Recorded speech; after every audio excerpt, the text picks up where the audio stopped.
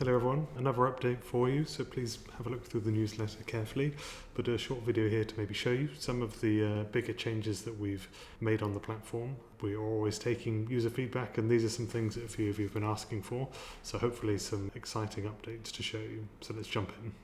Okay, so I've got a board here with some examples to show you the changes that we've made to the platform. The first thing to say is that we've adjusted each of the feature panels.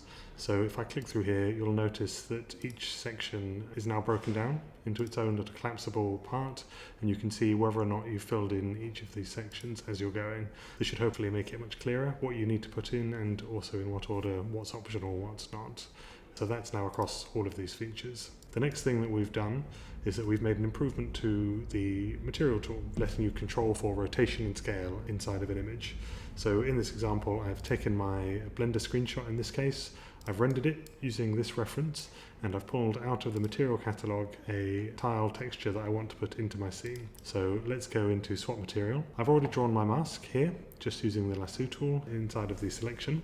I'm going to drag and drop my material reference, and what you'll notice now is that there is a rotation and scale slider. So by default it's just the image as you've provided it. You've still got the prompt box underneath. You can do either or, it's optional at this point, but I've got stone triangle tiles as per my reference. So what I'll do is I'll just jump to my output. So in this example I left everything default, so no changes, and that generated this image which matches my tiles nicely but is much larger scale than I had imagined. So what I did is inside had changed the sliders of my rotation and scale to rotate them 90 degrees and also to make them smaller, which automatically tiles the texture, and I regenerated with that to then see something that was much more in line with what I was imagining. So to show you that, in here if I want to rotate, you'll see that it now tiles.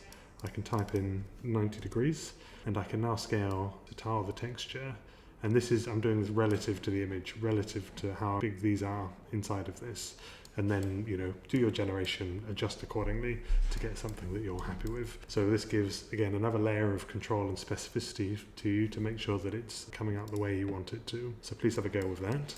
The next one is the annotation changes. So we've had for a while the pencil, but for those of you who've tried it, this was purely for you to label to someone else on the board what it is you're up to, or to remind yourself at a later date. Whereas now it is part of the generation instruction, but only within the edit tool.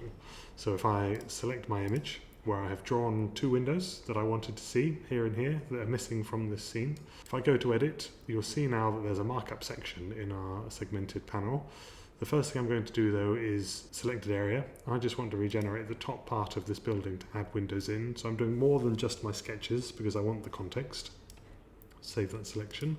And then I'm going to tick on markup. So what this means then, I've got 8 marks, 4 for each square. I can go into select to make sure that they're correct, which is right. And then now these markups are part of my prompt, part of my generation. So the models will see that I've added these things in. And then my prompt in this case is just add new windows. Nice and simple. I've generated this out here, and I've got my 2 nice new windows. So it matches the lighting of the interior inside of my selection. It's added the rails, I hadn't mentioned that, but it understands the architecture. And it straightened out my terrible sketch to make sure that the windows are proportional and in line with the openings, as I had tried to do in my sketch. So this means again yet another layer of control where you can really make sure that it understands what you're referring to. So you can cross things out, add things in, draw people, and it will be relative to your sketch and to your box selection. So very excited to see what you'll do with this. The next thing to show you is that both on the Gendo Assistant and on the Enhanced tool, which we'll look at, you may notice there is this little toggle at the bottom. This is our new latest toggle. So when this is on and blue, it means that you're using the most up-to-date version of that feature with changes that we've made, which should improve, in chat's case, its selection of features, its understanding of what you're asking it to do, its general performance. But if you find that you prefer the old version of the feature, you can just untoggle this. It goes back to grey and you're now using the previous version. This is our way of step changing and improving the platform to make sure that you don't lose control over what you're used to as we start to fold new things in. So with that on, you're using the new version of the Gendo Assistant. Enhance has the same feature. So Enhance before was just one click, no customization. Whereas with the new latest toggle, there is a slider which allows for control over how much creativity, how much you're allowing it to deviate from your input image. So it defaults to balanced, but you can go down to subtle, which is very small changes to the image to add that really fine layer of photorealism, all the way up to creative, which will reach a little further from where you've started. So hopefully, depending on the kind of input you've got, you have control. I'd assume that for someone who has like a render that's 90% done, they just want to take the CGI edge off of it, then subtle would be more than enough. And in this case, where I've got a slightly more basic render, that I might want to give it much more creativity to add the realism in. I've done one of each, subtle, balanced and creative, to show you what that looks like. So here's my input image. If I go over here, this is my subtle output.